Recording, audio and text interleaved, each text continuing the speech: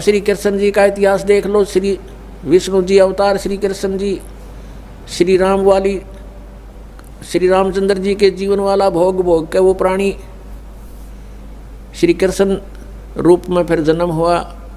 सारा जीवन दुखी रहा श्री कृष्ण, सारा जीवन जेल में जन्म हुआ, माता पिता कैद में, कभी मामा शत्रु हो गया, कभी पूतना मारने जा रही है, कभी केसी, कभी तानौर शत्रु हो गया, कभी जरासेंग लड़ने को आ रहा है, कभी शिशुपाल से युद्ध हो रहा है, कवासुनी हो रही है, और कभी फिर काल्यवन आ रहा है।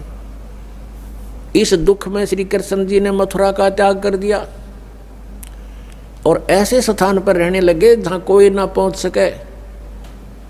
समझदार व्यक्ति यही सोचते हैं, राड़ से बाढ़ अच्छी होती है, झगड़े से बचाव अच्छा होता है। श्री कृष्ण जी उन सबको भी मार सकते थे, क्योंकि वो त्रिलोक के में एक विभागीय मंत्री है, विशेष शक्ति होती है प्राणी में, वो उनके अंदर शक्ति थी।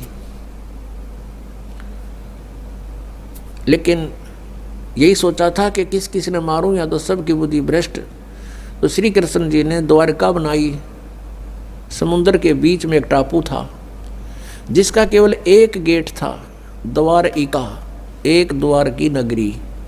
और ये सोच करके वहाँ यदि इतनी दूर, पहले तो कोई आवेगा नहीं, ऐसे स्थान पर जा रहे हम, और वहाँ कोई आवेगा युद्ध करने, तो हम एक ही तरफ से उसका सामना कर सकते हैं, इसलिए एक गेट था उसका, और बाकी 3 समुद्र था 3 तरफ। तो वहाँ श्री कृष्ण जी चले गए, अपना अधिकतर सारा ही जीवन वहाँ व्यतीत किया।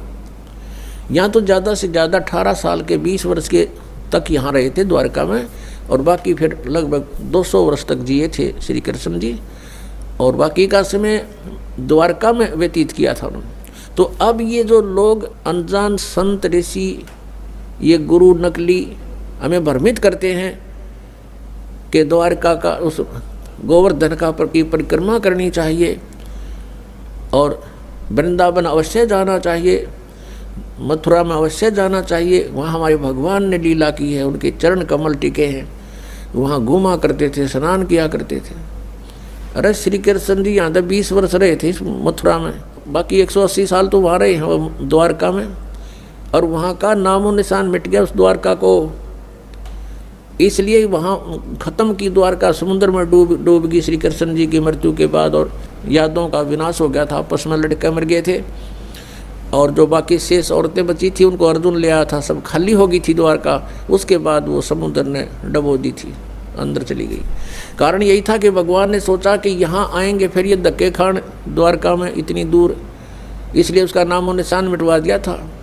अगर आज द्वारका होती तो ये नकली कहते द्वारका में भगवान रहे थे, वहाँ जाया करो, वहाँ बहुत पुण्य होता है।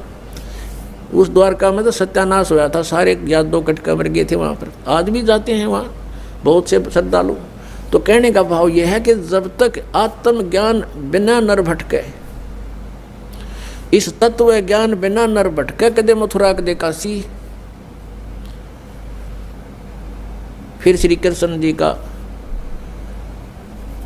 फिर कैसे अंत हुआ। श्री कृष्ण जी के सामने पूरा यादव कुल आपस में लड़का मर गया। एक परिवार के सामने एकाध की मृत्यु हो जाती है, उसका कलेजा फट जाता है, रो रो के पागल हो जाता है इंसान। तो पुण्यात्माओं, आज तक हमें सत्यनारायण कथा नहीं मिली थी, और ये सत्य कथा है। सत्यनारायण का अर्थ है सच्चा भगवान, और सच्चे भगवान की सच्ची कहानी, सच्ची कथाएं। तो प्रसंग चल रहा है कि परमात्मा ने बताया कि तुम जब तक जन्म और मृत्यु के अंदर हो, सुख नहीं हो सकता, शांति नहीं हो सकती। अब इंद्र सोचता है ब्रह्मा विष्णु महेश सुखी होंगे। अब इन ब्रह्मा विष्णु महेश की आप देख रहे हो, श्री राम की, श्री विष्णु जी की, श्री कृष्ण जी की कैसे दुर्गति हुई।